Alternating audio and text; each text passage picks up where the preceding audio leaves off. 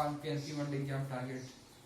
दोस्तों, जैसा कि आप लोग जानते हैं कि हमारी साइकोलॉजी की क्लास अनवरत चल रही है, आप लोगों का अच्छा रिस्पांस है और मैं ये आशा करता हूं कि आप लोगों का और अच्छा रिस्पांस होगा। दिन प्रतिदिन आप लोग मुझसे और ज़्यादा जुड़ेंगे और जो भी दिक्कत परेशानियां हैं, जो भी आपको सुझाव देने हैं, आप हमारे कमेंट सेक्शन में जरूर दें। दोस्तों, हम लोग ने स्कूल ऑफ साइकोलॉजी की पहली स्कूल ऑफ साइकोलॉजी देख ली थी, स्ट्रक्चरलिज्म, संरचनावाद। संरचनावाद विलियम वुंड की देन थी, उसमें टिश्नरी का भी योगदान था और संरचनावाद कैसे क्या करती है इस बारे में हमने सीखा।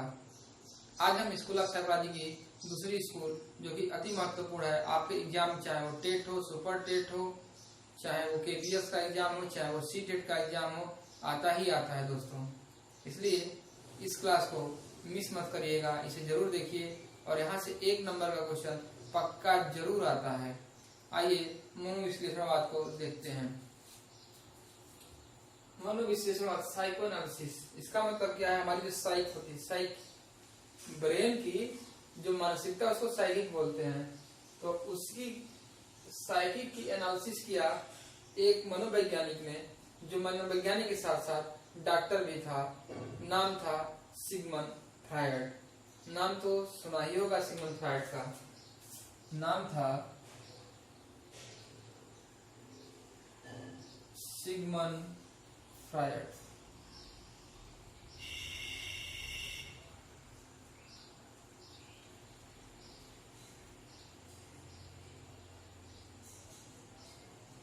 नाम था सिगमंड फ्रायड।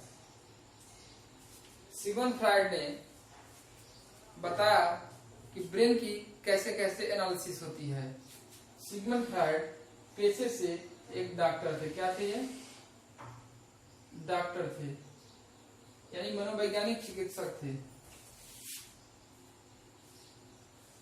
मनोवैज्ञानिक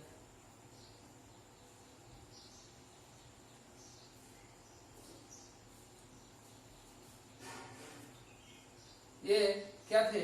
हमारे मनोवैज्ञानिक चिकित्सक से, साइकाट्रिस्ट से। ये ऑस्ट्रिया के थे। कहाँ के थे? ऑस्ट्रिया। अच्छा, ऑस्ट्रिया की राजधानी कहाँ है बताना तो? ऑस्ट्रिया की राजधानी वियना है, आप लोग याद रखिए। ऑस्ट्रिया की राजधानी वियना। वियना में ये डॉक्टर थे। कहाँ थे डॉक्टर? वियना में। अब सिगमंड फ्रायड ने क्या बताया? उन्होंने एक मनुष्य के मन की तुलना आइसबर्ग से कर दी। आइसबर्ग से क्योंकि उसके लिए साइंस उसके पीछे है, आप थोड़ा समझने की कोशिश कीजिएगा। आप क्या है ना कि एक बोतल में अपने या कुछ चीजों में बर्फ थोड़ा जमा लीजिए, बेलन के शेप में, जिसका थोड़ा नीचे का भाग भारी हो और ऊपर का भाग हल्का थोड़ा कम हो। मतलब बेदी वाला जो क्षेत्र है, बेस वाला, वो थोड़ा ज्यादा हो और ऊपर वाला थोड़ा कम हो, और उसको एक बड़े बाल्टी में डाल दीजिए। या वो बर्फ नहीं कर सकते तो आप लकड़ी का टुकड़ा लीजिएगा, बेलन के जो साइज का हो, उसको आप बाल्टी में डाल दीजिए। आप देखेंगे कि बेलन का ज्यादातर हिस्सा पानी में रहता है और बहुत कम हिस्सा पानी के ऊपर रहता है। जो सबसे ऊपर वाला हिस्सा होता है, जो पानी के ऊपर दिखता है, वो उसका 1/10वां भाग होता है, और जो नीचे वाला हिस्सा होता है वो 9/10 भाग होता है। कहने का मतलब यदि 10 सेंटीमीटर का मान लीजिए बेलन लिए हैं, तो 1 सेंटीमीटर ऊपर और 9 सेंटीमीटर नीचे रहता है। एक्चुअली होता क्या है कि जब आइसबर्ग, मतलब जहाँ पे समुद्र में जहाँ पे बर्फ तैरते रहते हैं, बड़े बड़े बर्फ के पहाड़ जो होते हैं तैरते रहते हैं, तो उनका 10 में एक ही हिस्सा ऊपर होता है, 9 हिस्सा नीचे होता है। उसी आइसबर्ग से तुलना कर दिया इन्होंने ह्यूमन ब्रेन का। आइए देखिए इन्होंने क्या कहा। मान लीजिए ये समुद्र का पानी है, नीला नीला नीला। ये समुद्र का पानी है और ये पूरा नीचे समुद्र ही है। इसमें ये आइसबर्ग है।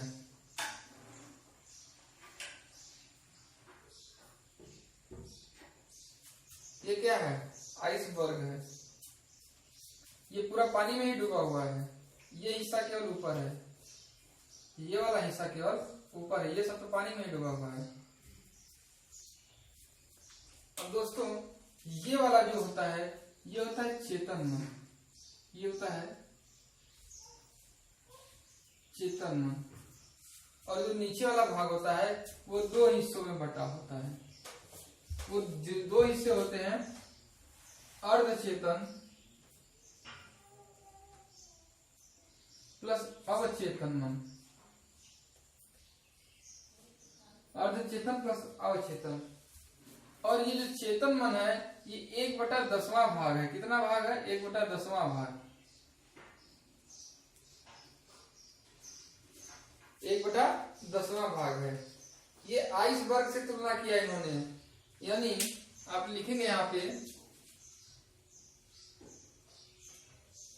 मनुष्य मस्तिष्क का तुलना एक आइसबर्ग से किया। इसे आइसबर्ग कहते हैं।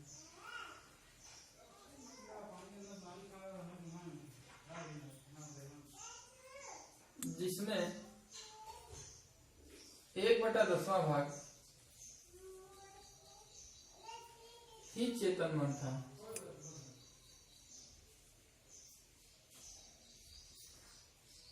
इन्होंने क्या किया? मस्तिष्क के आइसबर्ग को तुलना किया और बताया कि उसका 1/10वां भाग ही चेतन अवस्था में होता है और चीजें चेतन के अलावा अर्धचेतन और अवचेतन में होता है। इस तरह से देखेंगे कि ह्यूमन ब्रेन को उन्होंने 3 सेट में बांट दिया। क्या किया? ह्यूमन ब्रेन को 3 सेट में बांट दिया। कैसे कैसे बांट दिया? ऐसे ऐसे बांट दिया। ये है अचेतन,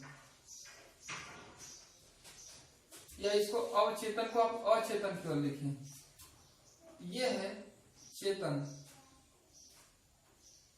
और ये है अर्धचेतन। इंग्लिश वाले बच्चे सुनेंगे, चेतन मन को कॉन्शियस माइंड, अचेतन मन को अनकॉन्शियस माइंड और अर्धचेतन मन को सबकॉन्शियस या प्री कॉन्शियस माइंड बोलते हैं। Conscious, unconscious, subconscious. आपसे पूछ सकता है कि सिगमंड फ्रायड ने मनुष्य के मस्तिष्क को कितने भागों में बांटा? तो सिगमंड फ्रायड ने मस्तिष्क को 3 भागों में बांटा। कितने भागों में बांटा? 3 भाग। कौन कौन से 3 भाग? चेतन, अचेतन, अर्धचेतन। Conscious, unconscious, subconscious. इन 3 चीजों में बांट दिया मस्तिष्क को मनुष्य के। चेतन मन में वो चीजें होती हैं जो डे टू डे हमारे थॉट आती रहती है, मतलब वो हमेशा वो हमारे दिमाग में चलती हैं, जो एकदम हमारे मस्तिष्क में चलती रहती हैं। आप बताइए, जो आज की अवस्था है, एक आप खुद सोचिए, आपके जीवन काल की 1/10 से भी कम की अवस्था होती है वर्तमान की अवस्था। मतलब आज वाला जो दिन है, आज जो आपके दिमाग में चल रहा है, या मान लीजिए 2-3 दिन आसपास, 1 हफ्ते का जो दिन होगा, क्या आपके जीवन काल का 1/10वां हिस्सा होगा? उससे भी कम ही होगा। अच्छा, और ये चेतन मन है, मतलब जो आपके रोज रोज दिमाग में चलता है। और चेतन मन क्या है? जैसे जो प्राथमिक विद्यालय में आपने पढ़ा होगा, मिडिल में जो आपने पढ़ा होगा, मतलब वो धुंधला धुंधला याददाश्त रहता है, यानी जो याददाश्त वाली चीजें हैं वो अर्धचेतन मन में चली जाती हैं।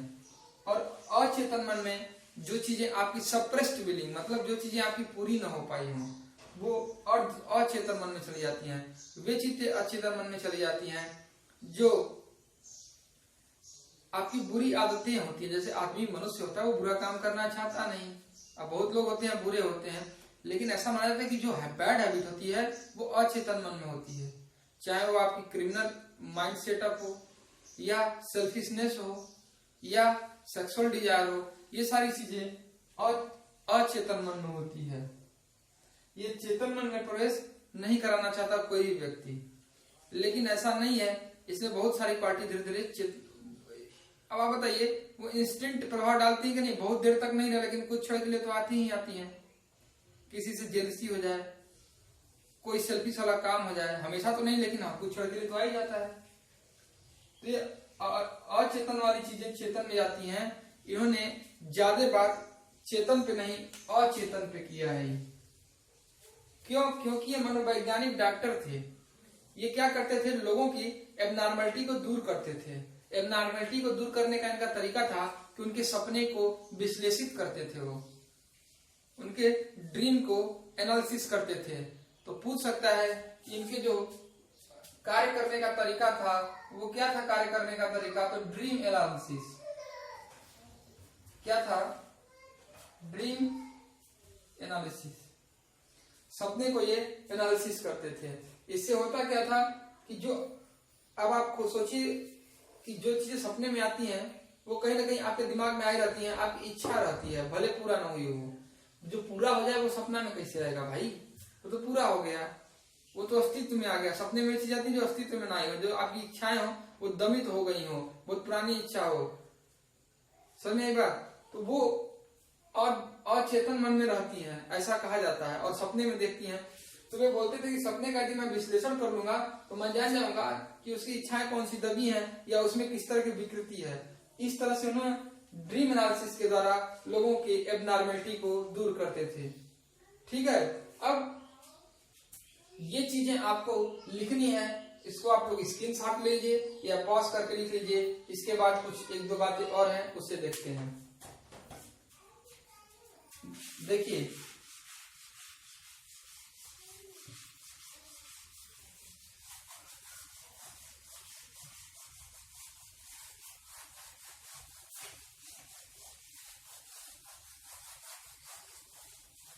यदि मैं मस्तिष्क के भाग के आधार पे आपको बताऊं तो जो हमारे मस्तिष्क के इन्होंने भाग बताए, part of brain,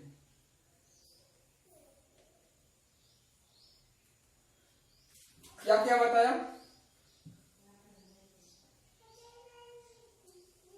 conscious brain,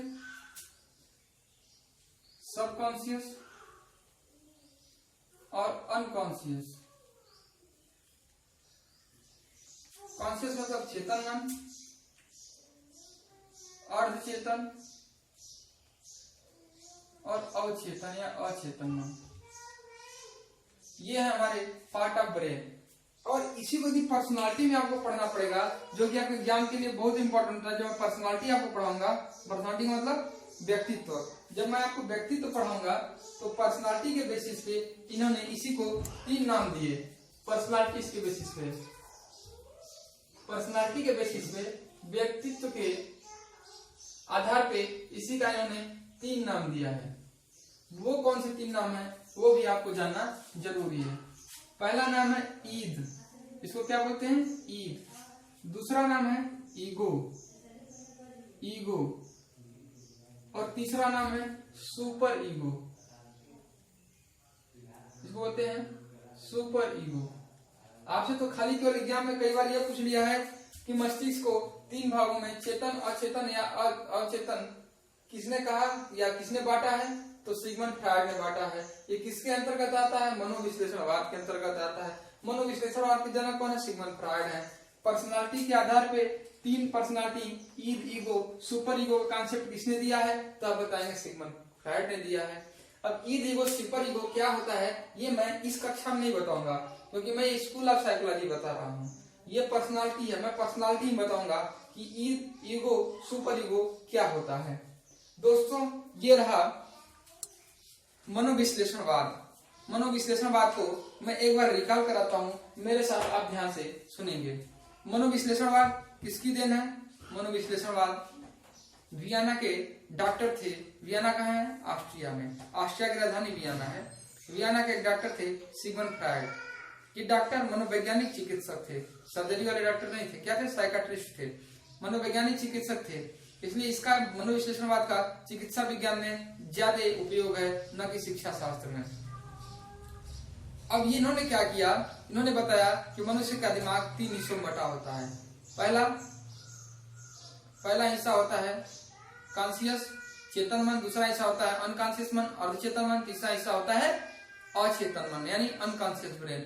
अब बताइए ये किस आधार पर बांटे हैं? ये हम ब्रेन के आधार पर, पर्सनालिटी के आधार पर, ईगो और सुपर ईगो 3 हिस्से हैं। इसके बाद हम पढ़ते हैं कि सिगमंड फ्रायड जो अपनी एनालिसिस किए हैं किसके आधार पर किए हैं, किस रिसर्च के आधार पर किए हैं, तो ड्रीम एनालिसिस पे। ये किसी को ड्रीम एनालिसिस के आधार पे दूर करते थे दिक्कतों को। इसके बाद हमने पढ़ा कि सिगमंड फ्रायड हैं वे मनोविश्लेषणवाद के जनक कहे जाते हैं। ठीक है। इसके बाद हमने पढ़ा कि इन्होंने मस्तिष्क की तुलना किससे की थी, तो ये आइसबर्ग से तुलना की थी। तो आपको ये 4-5 क्वेश्चन हर बार आते हैं, पूछ लेता है ईगो सुपर ईगो का कॉन्सेप्ट किसने दिया, तो मनोविश्लेषणवाद वाले ने दिया और मनोविश्लेषणवाद के जनक सिगमंड फ्रायड ने दिया। मनोविश्लेषणवाद के युंग भी आपको जो कि पढ़ने हैं बाद में, तो जुंग साहब भी इसके समर्थक थे। ये एक्चुअली सिगमंड फ्रायड के शिष्य ही थे। ठीक है दोस्तों, आपको मेरी क्लास कैसी लग रही है उसके लिए आप हमें अपने सुझाव कमेंट सेक्शन में, यदि पसंद आ रही है तो लाइक और ज्यादा से ज्यादा शेयर और सब्सक्राइब करें। आज यहीं तक रखते हैं, आप इसको लिख लिए होंगे ये आशा करता हूँ। जय हिंद, जय भारत।